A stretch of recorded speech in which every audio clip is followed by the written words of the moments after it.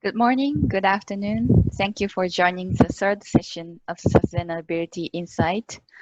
Firstly, I'd like to introduce our organizing team from UNESCO Jakarta. My name is Sachi Suzuki, JFIT Coordinator, and Kyle Haslam, MFIT Coordinator, Felicia Angelina, Gani Mulia, and Chiptaya Matsanda from UNESCO Jakarta office. Today, we are going to focus on the capacity building challenges in small islands and the developing states. We proudly present Professor Shahbaz Khan, the Director of UNESCO Regional Science Bureau for Asia and the Pacific as the moderator, and Ms. Salote Likusolo Rokotogalevu, Coordinator of the Early Childhood Care and Education, University of South Pacific, Fiji, as our guest speaker. We are ready to take your questions through the Q&A box and the Facebook page. You are invited to fill the attendance list form, which we will share during the webinar. This is required, especially if you would like to receive the certificate. Okay, Professor Shahbaz, the floor is yours. Thank you very much, dear Sachi and our team for organizing this wonderful meeting. Today we take you to a very interesting part of the world, Fiji, which is a small island and developing state. It's about 3,500 kilometers to the east of Australia and about 2,000 kilometers to the northeast of New Zealand. It takes a long time to reach there, but it's a very, very beautiful country with more than 300 islands and more than 500 islets.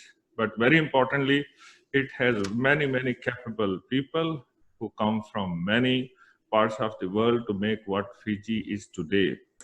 And very forthcoming with the right kind of education, the University of South Pacific. And we have with us today Ms. Salote, who is our friend who has been contributing to UNESCO programs.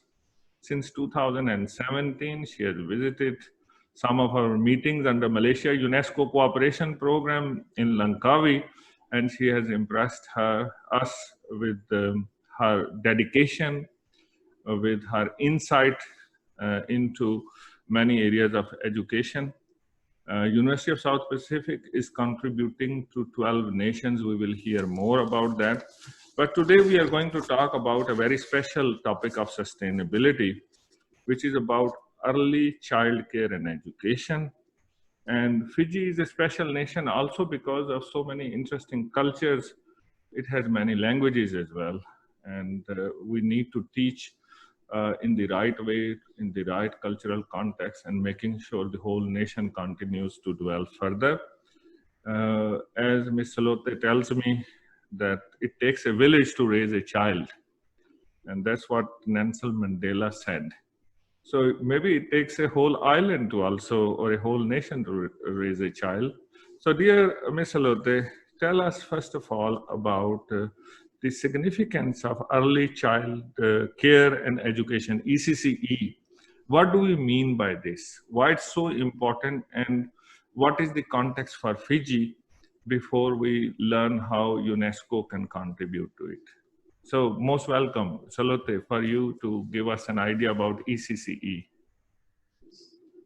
Thank you, Professor Shahbaz, and a big mula vinaka to the participants and to our viewers. And thank you so much for the question. Now, early childhood care and education, why is it significant? And like what Professor Shahbaz said, in the Pacific context, it takes a village to raise a child, and that is very true in most of our Pacific Island countries, because most of our Pacific Island countries, they have villages. Several villages will form a smaller island, and many villages to form a Pacific Island country. Why is early childhood care and education is significant? Because it is the earliest form of learning and the earliest form of care that an adult can provide to a child. And in terms of the Pacific, and especially the Fiji Islands, most of the islands in Fiji, the 300 islands that Professor Shahbaz has mentioned that are in Fiji, are made up of villages.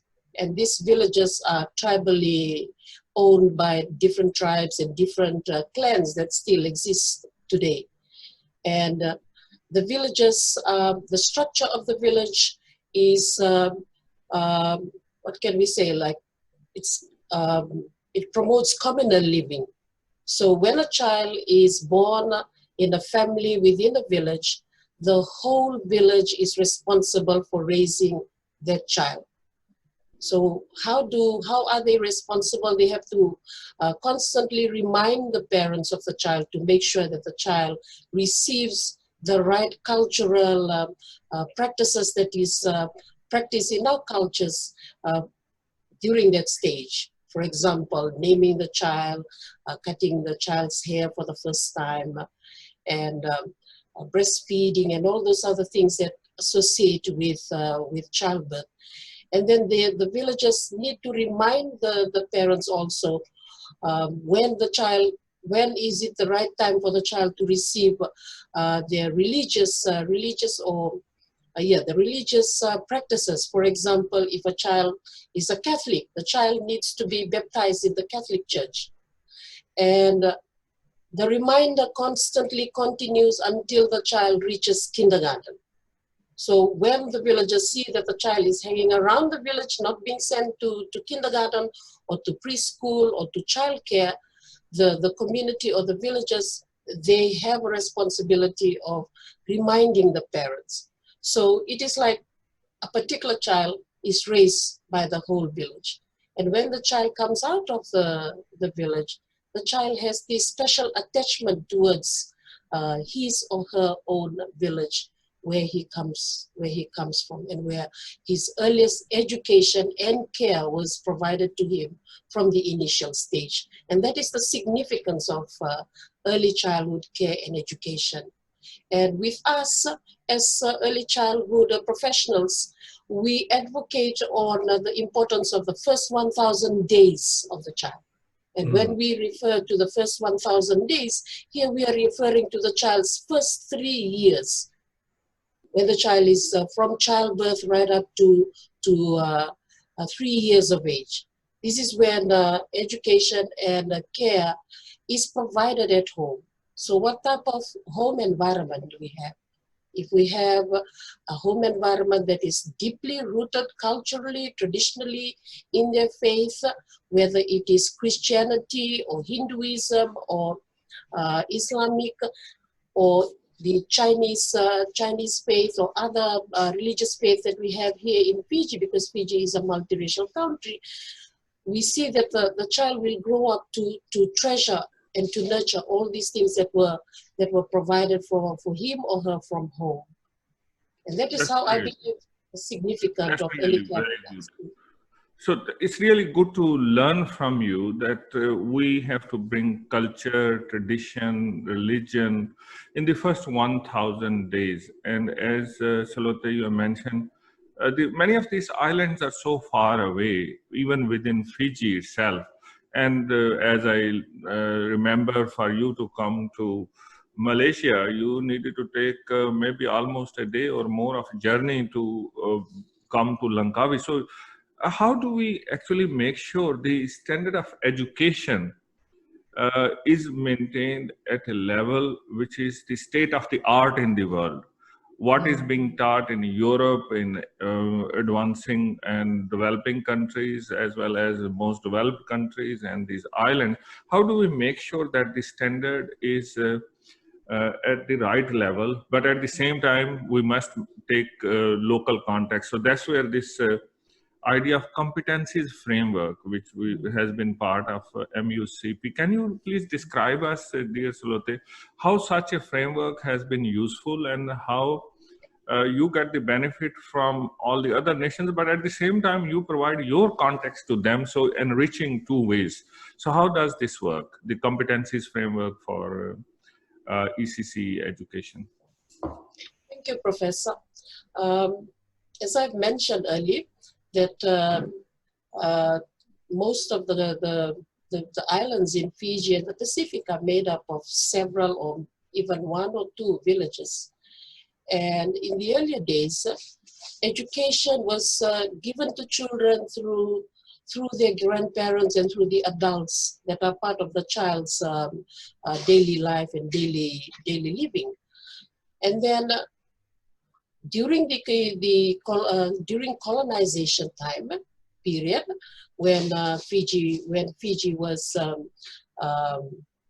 visited by foreigners from Great Britain, from America, and all those other foreign countries, they brought in the education system that we have today.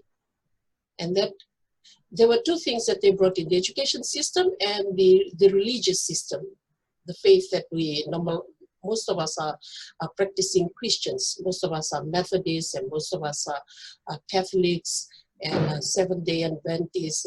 And when the Girmits arrived from India, they brought with them their religious practices. They brought Hinduism with them. And so that was the initial form of education that we had. And then when we started, when the education system was embracing the current education that were brought in by the Europeans, we started to embrace English as part of our medium of instruction. And at the same time, the Fijians started to see the importance of education and how it can transform a person. And when a person is transformed, the person will actually go back to transform their village, their families, and in other terms, transforming their home island. So what was one of the first initial thing that happened was that the building of schools. Village communities started building schools in the villages. So a number of villages would jointly agree to have a school situated in one villages, and all of them will send their children to that school. That was one of the important thing that happened in Fiji, not only in Fiji, but across the Pacific, where a lot of schools were built and children were sent to school. So from home to school. And then later on, early childhood was introduced. Early childhood was introduced around 1982. And we, the early childhood professionals, we started to advocate the importance of early childhood. And then it was brought in it became a program at the University of the South Pacific. Because we saw the need to educate women so that they can go back into the community and become early childhood or kindergarten teachers or preschool teachers. Some became nannies. And that is how the early childhood education and care program evolved at the South Pacific. And over the years, the Ministry of Education started to recognize the importance of early childhood. And in that recognition, it started to accept framework that came, global framework or regional framework. And this framework was used to be customized to match whatever we have in the Pacific. So that when the children are learning in the Pacific and teachers are teaching them, the teachers that are teaching these children at kindergarten are competent with whatever is required here at the Pacific and not in New Zealand or Australia or in other international countries. So we, the early childhood professionals, we had to work very hard to try and revise and customize and contextualize the teacher framework that we had received from UNESCO that was brought to us by the UNESCO Bangkok office. We sat together through several workshops and we looked at what was relevant in the Pacific and what was not relevant. Whatever was not relevant, we had to rephrase and we had to revise it so that it matches whatever we have on the ground. That's really. So you have actually brought what are the universal standards and ideas all the way to customizing them for your villages and place the right kind of importance on the ECCE, the first 1,000 days of our mental growth. That's very, very important. That's where I want to also highlight for our viewers that Fiji has a very An interesting background, of course, with culture and faith and all the ideas which have been mentioned, but also more than 91% of literacy. And that can only be possible when we have very good teachers and we make sure the standard of teaching is very high. And that's where the competencies of teachers play a very, very important role. So let's now move on in terms of your learnings from the other countries and the South-South cooperation and network. How do you first start such a network within Fiji itself? You have so many of the islands and there are so many teachers who may be not well connected. How you bring all of those teachers together and how do you make sure that all of them are learning together? So how do you start at the national level to bring the standards for teaching and training the trainers, training the teachers, and how this association continues together? If you can give us some ideas. Thank you, Professor. In Fiji alone, we normally, the University of the South Pacific normally collaborates with the Ministry of Education. That is our first point of contact. And we also use other stakeholders like the Fiji Early Childhood Teachers Association. And we also, the Fiji Early Childhood Teachers Association has several branches across Fiji. And these branches are made up of early childhood teachers. And a particular branch will have a branch president, and they normally have meetings, monthly meetings, and at the end of each year, we normally hold a conference in a location in Fiji, and all these teachers come around to attend the conference. And with the help of the Ministry of Education, we are able to reach the teachers in whatever location they are in across the islands in Fiji.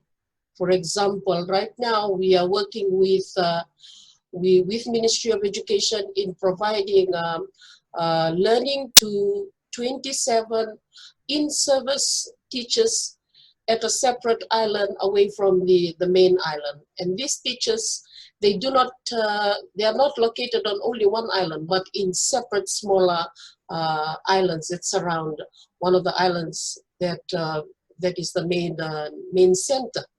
Mm. So to be able to get through to these teachers, we work through the Ministry of Education. We have a contact person and our early childhood advisor officer who normally sends message to the education division that is located in that particular island and that is able to gather the teachers together. And it is through our program, the Certificate 3 in Early Childhood Education and Care and the Certificate 4 and the Diploma of Early Childhood and Care Level 5, that we teach the students about the framework. Mm. Yeah, we insert the framework in the program because I cannot override whatever the Ministry of Education has in place, but I can use the program that I have in order to disseminate the information regarding the framework and to set the standards for these teachers. This is very, very important that you have Ministry of Education which is helping link with the teachers. You have a university which is bringing the right kind of training materials which can be disseminated. And then of course you are linking with the UNESCO, and we are very proud to link with you to bring these standards of education because this is part of SDG number 4. And SDG is part of our 2030 Sustainable Development Agenda. If we have to get rid of poverty, if we have to provide safe access to water, if we want to have better health, then we must achieve SDGs. So SDG 4 is fundamental to achieving everything. I see some questions are being raised by colleagues. And one of those questions is, you have such a successful experience, of course, dealing with colleagues from many different islands. And you were already using many electronic means before COVID came. Can you tell us the connectivity? How do you link with the media like Zoom or others to train the teachers? And what are the lessons in the process? What are the incentive for people? Why should they learn? What is their motivation in your view? How can we bring such motivation to everyone in ECCE? Thank you, Professor. As you may have known, that the University of the South Pacific is known as the premier university here at the South Pacific. And there are 12 member countries that make up the main body of ownership for the university. So we have, the staff that we have at the university is quite multiracial. So we don't only have Fijians, but we also have nationals from Tonga, from all those 12 member countries. And it also has staff from international countries like New Zealand, Australia, and America, and the UK. Now, before being a premier university, it is, I can say it is ahead in the use of online learning and technology. So for myself, in order to serve the students out there across the South Pacific that are part of the 12 member countries, I normally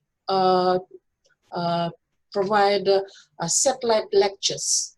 So the satellite lectures, there is an allocated time in Fiji, and the time the students, we have technicians because we have university campuses in the 12 member countries. They will alert the students to attend those satellite sessions according to their time.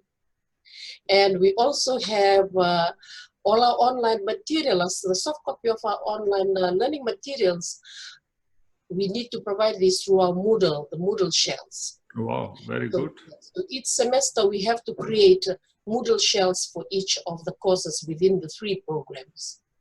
And the third thing that we have, Professor, one of the things that I observed when I joined the university earlier was the absence of local people in each of the 12 member countries to teach the teachers in their own language, because they will understand the teachers more fully. So that was one of the things that I observed, and I requested that I have local trainers in each of the 12 member countries. And so the local trainers, they are called consultant facilitators, and they look after the students in Nauru, in Samoa, in Tonga, in Solomon Islands, Vanuatu, in Tuvalu, Kiribati, and in the Marshall Islands. And after COVID, I think we have gone more into virtual learning, and we are moving away from face-to-face because online is quite slow. The introduction of online is quite slow across the Pacific. It was only more active in Fiji, but not in other Pacific Island countries. But I think COVID was a blessing in disguise because it pushed us to accept virtual learning across the Pacific, and we can see that the students are blending more virtually rather than face-to-face, and we are receiving a positive feedback from students and from staff. And today, before this meeting, I held a Zoom meeting with my early childhood facilitators, and they were sitting from Vanuatu, and we were talking about the semester that has just ended, and we were discussing also our readiness for the coming semester.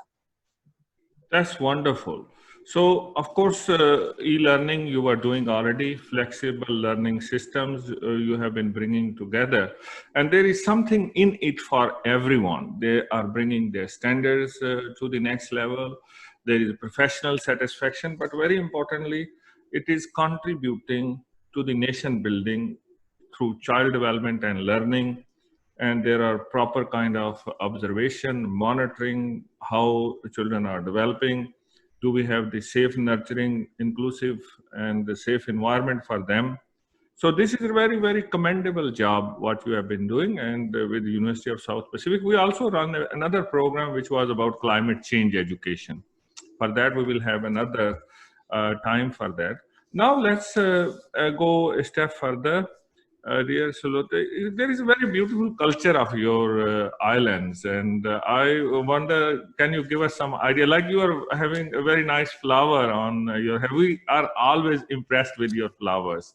So tell us more about the culture of Fiji and what Fiji offers to the world. Well, like I said, Professor, Fiji is a multiracial country. We are known for our friendliness. We are known for our hospitality. So everyone that knows about Fiji, they'll always want to come to Fiji because of the hospitality of the people. And if you meet a Fijian, the first thing you'll get is a smile or a laugh.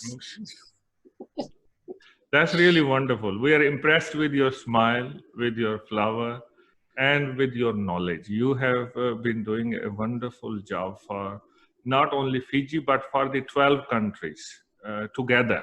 And those nations are really benefiting from you, and the literacy rate is amazing for Fiji. May I ask you the last question? From a sustainability point of view, for these partnerships to be sustainable, partnerships between islands and your university, partnerships between UNESCO and where you are working and for those people, how these partnerships can be sustainable for also the countries like Malaysia who are contributing these funds and trust. What is your take on how to make these partnerships sustainable? Professor, one thing that I have observed is that children in the Pacific, those who are in countries that are closer to the Philippines, that is the Northern Pacific, because we are in the South Pacific, the Northern Pacific, that would include Malaysia. Not Malaysia, Marshall Islands, sorry. I think I'm missing Malaysia. Oh, you must come back. Hopefully everything will be okay soon. Children that are in the Northern Pacific and are closer to the Asian countries like the Philippines, they tend to know more about Asian countries and Asian cultures. But children who are in countries that are at the southern part of the Pacific, they tend to know less about Asian countries. So based on that observation and on that knowledge, to strengthen and to keep our partnership sustainable, one of the important things that we need to do is to work through mutual education and share experiences or share knowledges. One of the things that came out in my meeting that I attended at Nebraska on the meeting to do with World Forum Foundation, we came up with the idea of Friends of the Earth. And that, the Friends of the Earth, what does it do? We connected a kindergarten or a preschool from Fiji to a preschool in the United States. That same idea or that same concept can be applied in the Southeast Asia and the South Pacific, or maybe the whole Pacific, where we have a country partnering with a country in the South Pacific and sharing ideas on early childhood. That is just one idea that I have that can strengthen the South-South cooperation. Thank you very much. That's what all the time we had today, and we want to keep it to 30 minutes. But really, many interesting ideas have come through.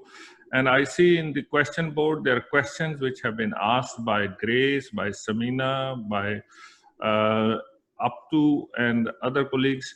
And they are very much aligned with what we have been discussing with Salote. And the insights hopefully are very, very useful. So let me give a very brief summary. The first one is, it's a serious business. If we want to educate a nation, we must start with the early childhood care and education. And it takes a village to raise a child, as Nelson Mandela says.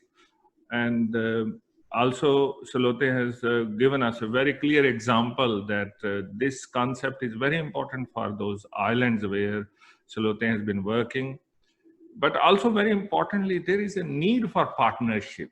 and the partnership from the university to the ministries of education, all the way to those islands and those villages, taking on board the religious context, all faiths, but also importantly, bringing on board the cultural context to make sure the child development is in the right way. Every child has a right to develop and learn and must be given a fair chance for a greater outcome for the whole planet for SDG 4. But very importantly, having inclusive and safe environment where these children are studying and developing, and they become useful citizens. They have better education, primary, secondary, all the way to the tertiary education. We are working in a multicultural, multi-ethnic environment, so we must respect each other.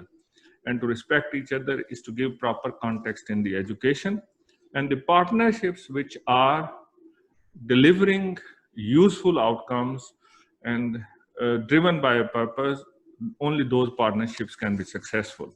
We have seen in case of today's topic and Salote's insight, already e-learning was happening, but with COVID, it's now accelerated. And those 12 countries which Salote is serving through the University of South Pacific, there are many of those e-learnings, and Salote is giving Zoom lectures to the teachers, working with the teachers and the trainers. So there is a lot to learn here for the nations in Asia, whether they're bigger countries like Pakistan or they're small nations and developing states like islands, or nations like Philippines with the DAPED. Philippines has so many islands as well as Indonesia. So we can learn together, and together we can move forward. And our insight is South-South cooperation and partnerships driven by a purpose can deliver what we need to deliver. I also want to draw your attentions, dear colleagues, with today's survey. If you want to get a certificate, then you must fill in the survey. And many materials will be shared on ECCE, where Salote and other colleagues have contributed, especially the framework for competencies, which you will be able to download for free. We thank Salote and we thank the whole team for being with us. And we will come back next Monday with another very interesting sustainability insight. Thank you very much. I give it the floor to Sachi. Thank you, Salote. Thank you, Professor. Thank you very much, Professor Shahbaz, Ms. Salote, and all the participants. Please do not miss the upcoming Sustainability Insight Part 4. It's on 13 July with Professor Susana Neto, President of the Portuguese Association of Water Resources. The title of the session is Building Bridges for Inclusive Water Futures. We wish you a good day, stay safe, and see you all soon at our next event. Thank you. Thank you.